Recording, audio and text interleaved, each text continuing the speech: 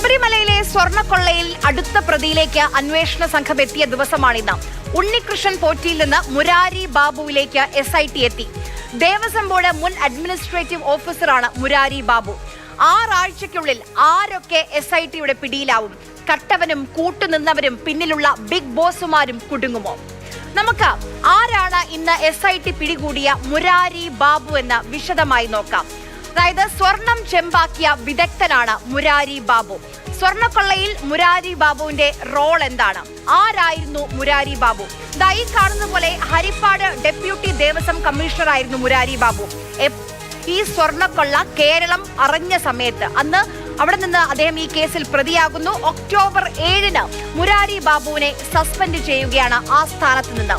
ഏത് സമയത്താണ് മുരാരി ബാബു ശബരിമലയിലേക്ക് എത്തുന്നത്? അത് വളരെ നിർണായകമായ സമയമാണ്, ശ്രദ്ധിക്കേണ്ട സമയമാണ്. 2019-ലാണ് മുരാരി ബാബു ശബരിമലയുടെ അഡ്മിനിസ്ട്രേറ്റീവ് ഓഫീസർ ആകുന്നത്. അതെ, സ്വർണ്ണക്കൊള്ള നടന്ന 2019-ൽ തന്നെ. കേസിൽ മുരാരി ബാബു 2ാം പ്രതിയാവുകയാണ്. 2024-ൽ, അതായത് കഴിഞ്ഞ വർഷം ശബരിമലയിലെ പാളികൾക്ക് ചെറിയ മങ്ങലൊക്കെ വന്നിട്ടുണ്ടല്ലോ എന്ന ചർച്ചകൾ വരുമ്പോൾ അത് ശരിയാക്കാൻ കൊടുത്തുവിടാമെന്ന് ശുപാർശ ചെയ്തതും ഇതേ മുരാരി ബാബു തന്നെയാണ്. അതായത് തങ്കം പൊതിഞ്ഞ പാളികൾ ചെമ്പാണെന്ന് പറഞ്ഞ് രേഖയുണ്ടാക്കിയത് ഈ മുരാരി ബാബുവാണ്. ശബരിമലയിലേക്ക് എത്തുന്നതിന് മുൻപ് മുരാരി ബാബു എവിടെയായിരുന്നു? അതും വളരെ ശ്രദ്ധിക്കേണ്ട ഒരു കാര്യം തന്നെയാണ്. ഏറ്റുമാനൂർ മഹാദേവ ക്ഷേത്രത്തിലെ അഡ്മിനിസ്ട്രേറ്റീവ് ഓഫീസർ ആയിരുന്നു അതിനു മുൻപ് മുരാരി ബാബു. അവിടുത്തെ അസിസ്റ്റന്റ് ദേവസ്വം കമ്മീഷണറായും പ്രവർത്തിച്ചിട്ടുണ്ട്. അതോടൊപ്പം തിരുനക്കരയിലെ അസിസ്റ്റന്റ് ദേവസ്വം കമ്മീഷണർ, ഈ നിലകളിലൊക്കെ മുരാരി ബാബു പ്രവർത്തിച്ചിട്ടുണ്ട്. ഇവിടെ നിന്നാണ് ശബരിമലയിലേക്കുള്ള എൻട്രി വരുന്നത്. ശബരിമലയിലെ സ്വർണ്ണക്കൊള്ള മാത്രമാണോ മുരാരി ബാബുവിന്റെ ഏക തട്ടിപ്പ്? മുൻപ് ജോലിയിലുണ്ടായിരുന്ന ഏറ്റുമാനൂരിലും തട്ടിപ്പ് നടത്തിയിട്ടുണ്ട് മുരാരി ബാബു. ഏറ്റുമാനൂർ മഹാദേവ ക്ഷേത്രത്തിൽ നിന്ന് രുദ്രാക്ഷമാല കാണാതായിരുന്നു. അതിലും മുരാരി ബാബുവിന് പങ്കുണ്ടെന്ന് ദേവസ്വം വിജിലൻസിന്റെ റിപ്പോർട്ടുണ്ട്. വഴിപാട് നടത്താൻ ആളുകളിൽ നിന്ന് മുരാരി ബാബു പണം വാങ്ങും, പക്ഷേ അവർക്ക് രസീത് നൽകില്ല. ഇങ്ങനെ ആരോപണങ്ങളൊക്കെ ഉയർന്നതോടെ മറ്റൊരു പദവിയിൽ നിന്നും മുരാരി ബാബു പുറത്തായിട്ടുണ്ട്. NSSന്റെ പെരുന്നാ കരയോഗം വൈസ് പ്രസിഡന്റ് സ്ഥാനം രാജിവെക്കേണ്ടി വന്നു. NSS നേതൃയോഗം ആ രാജി ചോദിച്ചു വാങ്ങുകയായിരുന്നു. എന്തായാലും ഇന്നത്തെ മുരാരി ബാബുവിന്റെ അറസ്റ്റ് അത് ദേവസ്വം ബോർഡിനെ ശരിക്കും പ്രതിക്കൂട്ടിലാക്കുന്നതാണ്. നമുക്കിപ്പം അനന്തകൃഷ്ണൻ കൂടി തിരുവനന്തപുരത്ത് നിന്ന് ചേരുന്നുണ്ട്. അനന്തൻ, ആദ്യം ഉണ്ണികൃഷ്ണൻ പോറ്റി, ഇപ്പോൾ മുരാരി ബാബു. ഇനി അടുത്തതാരായിരിക്കും എന്നുള്ളതാണ് അറിയേണ്ടത്.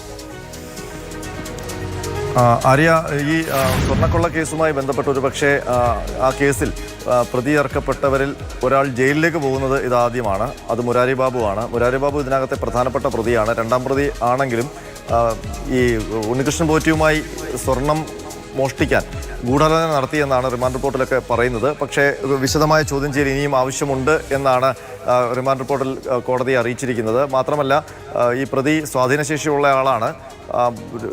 തെളിവ് നശിപ്പിക്കാനും ഒരു പക്ഷേ ഒളിവിൽ പോകാനുമൊക്കെയുള്ള സാധ്യതയുണ്ട്. അതുകൊണ്ട് ജാമ്യം നൽകരുതെന്നും കോടതിയിൽ അന്വേഷണ സംഘം ആവശ്യപ്പെട്ടിട്ടുണ്ട്. അപ്പോൾ പക്ഷേ ഈ SITയുടെ അന്വേഷണം ആരംഭിച്ച് 3 ആഴ്ചയിലധികം മുരാരി ബാബു പുറത്തു തന്നെ നിൽക്കുകയായിരുന്നു. അതായത് FIRൽ പേര് വന്നതിന് ശേഷം മുരാരി ബാബു പുറത്തു നിൽക്കുകയായിരുന്നു. അപ്പോൾ അത്രയും ദിവസം അയാൾ വെറുതെ ഇരുന്നിട്ടുണ്ടാകുമോ? ഇത്രയും സ്വാധീനമുള്ള ഒരാൾ എന്നുള്ള കാര്യം സംശയമാണ്. ഏതായാലും ഈ കേസിൽ ഉണ്ണികൃഷ്ണൻ പോറ്റിയെ അറസ്റ്റ് ചെയ്ത് വിശദമായ ചോദ്യം ചെയ്യലിനൊക്കെ ശേഷം കഴിഞ്ഞ ദിവസം ഹൈക്കോടതിയിൽ അന്വേഷണ പുരോഗതി റിപ്പോർട്ട് നൽകിയ ശേഷമാണ് മുരാരി ബാബുവിൻ്റെ അറസ്റ്റിലേക്ക് വന്നത്. പക്ഷേ ആ അന്വേഷണ പുരോഗതി റിപ്പോർട്ട് ലഭിച്ച ശേഷം കോടതി ഇറക്കിയ ഉത്തരവിൽ ലാർജർ കോൺസ്പിറസി അന്വേഷിക്കണം, ഗൂഢാലോചന അന്വേഷിക്കണം എന്നുള്ളൊരു നിർദ്ദേശമാണ് മുന്നോട്ട് വെച്ചത്. അതിൻ്റെ ഭാഗമായിട്ട് കൂടിയാണ് മുരാരി ബാബുവിനെ ഇപ്പോൾ അറസ്റ്റ് രേഖപ്പെടുത്തിയിരിക്കുന്നത്. അപ്പോൾ മുരാരി ബാബുവിന് അറിയാം ഇത് ആരുടെ നിർദ്ദേശപ്രകാരമാണ് ഈ സ്വർണം കൊള്ള നടത്താനുള്ള ആസൂത്രണങ്ങൾ നടത്തിയത് എന്നുള്ളത്.